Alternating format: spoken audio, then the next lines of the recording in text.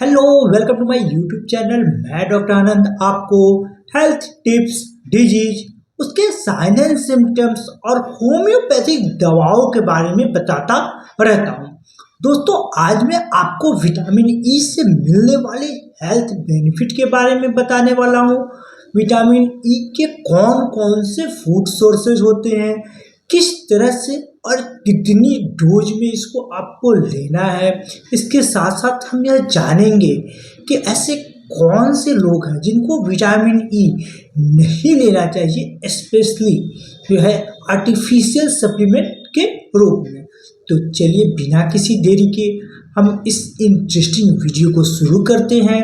लेकिन शुरू करने से पहले मैं ये कहना चाहूँगा, आप प्लीज़ मेरे इस चैनल को सब्सक्राइब कर दें, साथ ही साथ बेल आइकन बटन को भी दबा दें, जिससे कि मैं जब भी कोई नया वीडियो लाऊं तो उसका नोटिफिकेशन आपके पास सबसे पहले पहुंच सके। दोस्तों, विटामिन ई एक फैट सॉल्युबल विटामिन है जो एक बहुत ही इम्पॉर्टेंट विटामिन है और यह 7 अलग अलग कंपाउंड से मिलकर बना होता है, जिसे हम अल्फा टोकोफेरॉल के नाम से जानते हैं। विटामिन ई के अंदर जितने भी हेल्थ बेनिफिट छुपे होते हैं वह इन अल्फा टोकोफेरॉल यानी इस कंपाउंड के अंदर छुपे हुए रहते हैं। विटामिन ई लेने से सबसे मेजर फायदा होता है ऑक्सीडेटिव स्ट्रेस में। हमारी बॉडी के अंदर जो भी ऑक्सीडेटिव डैमेज होता है उसको विटामिन ई बहुत ही कम करता है। ऑक्सीडेटिव स्ट्रेस एक ऐसा प्रोसेस है जिसमें हमारी सेल्स के अंदर जब ऑक्सीजन जाता है और इसके जाने के बाद कुछ केमिकल रिएक्शन होते हैं तो उसके कारण कुछ फ्री रेडिकल्स पैदा होते हैं।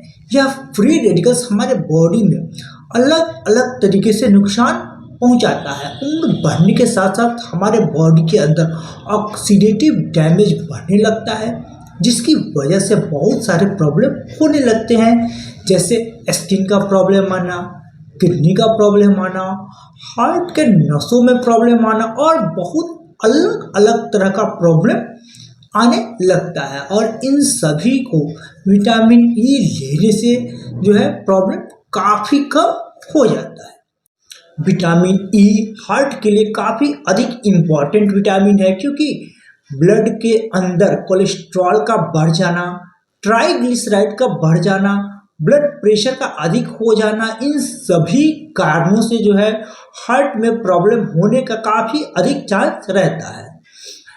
चूँकि विटामिन ई हमारे बॉडी के अंदर के स्ट्रेस को कम करता है, एलडीएल मतलब बैड कोलेस्ट्रॉल को कम करता है, ट्राइग्लिसराइड को कम करता है, ब्लड प्रेशर को नॉर्मल रेंज में रखता है, जिसकी वजह से हमारा हार्ट मतलब कार्डियोवास्कुलर सिस्टम बहुत ही अच्छे तरीके से काम करता है। Vitamin E non alcoholic fatty liver disease को भी ठीक करने का काम करता है। फैटी लीवर में आप जानते हैं कि लीवर के अंदर फैट जो है डिपोजिशन होने लगता है, जिसकी वजह से लीवर कमज़ोर हो जाता है, धीरे धीरे जो है सिरोसिस होने लगता है और परमानेंट डैमेज होने लगता है।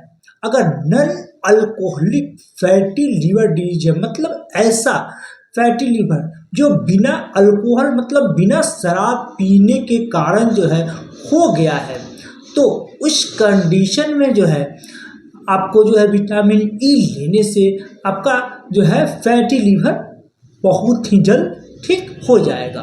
विटामिन ई महिलाओं में डिसमेनोरिया को बहुत ही जल्द कंट्रोल करता है। डिसमेनोरिया में मेंसेस के दौरान लोअर एब्डोमेन में दर्द होना, ऐंठन होना, day to day life effect होना, ऐसा प्रॉब्लम आता है।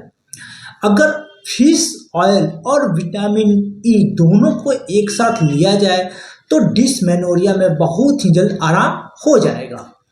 विटामिन ई हमारे स्किन के लिए बहुत ही अच्छा विटामिन है। विटामिन ई लेने से बॉडी के अंदर कोलेजन का प्रोडक्शन बढ़ जाता है। कोलेजन एक प्रोटीन है जो स्किन को इलास्टिसिटी देता है, टाइट बनाए रखता है।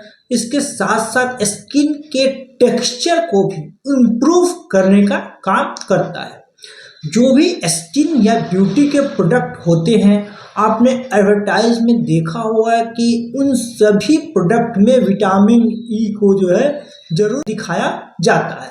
मतलब यह कहा जाता है कि इस प्रोडक्ट के अंदर विटामिन ई है, क्योंकि विटामिन ई स्किन के लिए बहुत ही लाभदायक विटामिन है। यह बालों के लिए भी बहुत ही अच्छा फायदेमंद विटामिन है। विटामिन ई हमारे ब्रेन के जो है कॉग्निटिव फंक्शन को जो है इम्प्रूव करने का काम करती है। कॉग्निटिव फंक्शन मतलब किसी भी चीज़ को देखकर याद करने की जो हमारे ब्रेन की क्षमता होती है उसे ही कॉग्निटिव फंक्शन कहते हैं। विटामिन ई रेगुलर इस्तेमाल करने से कॉग्निटिव फंक्शन जो है इम्प्रूव होगा, हमारे जो है याददाश्त ठीक होगा, मेमोरी इन्हांस होगा। इसके साथ साथ उम्र बढ़ने के साथ साथ बुजुर्गों में एक बीमारी जिसे एल्जाइमर्स डिजीज कहते हैं होने का खतरा रहता है। इसमें हम ब्रेन जो है वो बहुत ही कम काम करता है। तो विटामिन ई लेने से एल्जाइमर्स डिजीज का भी होने का खतरा कम हो जाता है। विटामिन ई हमारे लंग्स मतलब फेफड़ों के लिए काफ़ी फायदेमंद विटामिन है। विटामिन ई पॉल्यूशन के असर को कम करता है, क्योंकि छोटे छोटे शहरों और कस्बों में भी पॉल्यूशन का लेवल काफ़ी अधिक बढ़ गया है। विटामिन ई लेने से अस्थमा जैसी बीमारी में जो है से बचा जा सकता है। लंग्स को स्ट्रॉन्ग बनाता है, जिसके वजह से बार बार लंग्स में कोई भी इन्फेक्शन जो है नहीं होता है। विटामिन ई इनफर्टिलिटी, चाहे वो मेल इनफर्टिलिटी हो या फीमेल इनफर्टिलिटी हो, दोनों ही केसेस में काफ़ी अधिक फायदा पहुंचाता है। विटामिन ई के कारण स्पर्म का क्वालिटी और क्वांटिटी दोनों ही इंक्रीज हो जाता है। ओवम जो है वह हेल्दी बनने लगता है, टाइमली रिलीज होता है। मेंस्ट्रुअल साइकिल जो है वह टाइमली हो जाता है, जो कि इनफर्टिलिटी को ठीक करने के लिए काफ़ी अधिक जो है इम्पोर्टेंट होता है। आइए अब हम जानते हैं ऐसे कौन कौन से खाने की चीज़ें हैं जिसके अंदर विटामिन ई प्रचुर मात्रा में पाया जाता है, इसको कैसे इस्तेमाल किया जाता है और किन किन लोगों को इसको नहीं लेना चाहिए। व्हीट जर्म ऑयल में काफ़ी अच्छी मात्रा में और काफ़ी जो है अधिक जो है क्वालिटी का जो है विटामिन ई पाया जाता है। एक चम्मच व्हीट जर्म ऑयल अगर आप दिन भर में ले लेते हैं तो आपके पूरे दिन की विटामिन ई की रिक्वायरमेंट इससे पूरी हो जाती है।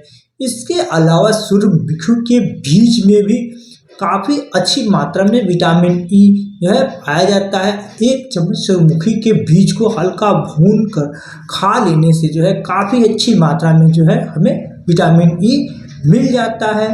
इसके अलावा बादाम और मूंगफली के अंदर काफ़ी अच्छी मात्रा में जो है विटामिन ई मिलता है।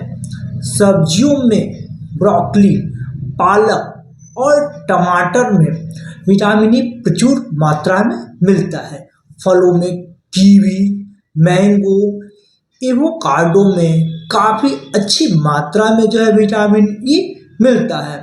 इसके अलावा बहुत सारी दवा की कंपनियां हैं जो विटामिन ई का सप्लीमेंट भी बनाती है, जो कि 200 mg, 400 mg और 800 mg में जो है मार्केट में उपलब्ध है। जनरली 200 और 400 mg में जो है यूज किया जाता है। विटामिन ई फैट सॉल्युबल विटामिन है। अगर इसको आप ज़रूरत से ज़्यादा और लंबे समय तक ले लेते हैं तो यह आपकी बॉडी में जमा होने लगती है और जिसकी वजह से बहुत सारे साइड इफ़ेक्ट भी हो सकते हैं। तो कभी भी आप सप्लीमेंट ले रहे हैं, नेचुरल सोर्सेज में कोई प्रॉब्लम नहीं आती है, लेकिन आर्टिफिशियल सोर्सेज ले रहे हैं तो एक बार में 3 महीने से ज़्यादा इसको यूज नहीं करना चाहिए। अगर आप कोई भी एंटीकोगुलेंट दवाओं का यूज कर रहे हैं, मतलब खून को पतला करने वाली दवा ले रहे हैं, तो उस कंडीशन में भी विटामिन ई नहीं लेना चाहिए। प्रेगनेंसी के केस में भी बिना डॉक्टर की सलाह के विटामिन ई नहीं लेना चाहिए। इसके अलावा छोटे बच्चों में भी विटामिन ई लेने से पहले डॉक्टर से जरूर सलाह कर लेना चाहिए। आशा करता हूँ यह वीडियो आपको जरूर पसंद आया होगा। इसमें कुछ ना कुछ नए आपने जरूर सीखा होगा। यदि वीडियो अच्छा लगा हो तो वीडियो को लाइक, शेयर और कमेंट जरूर कर दें। मिलते हैं नए वीडियो में नए टॉपिक के साथ, तब तक के लिए नमस्कार।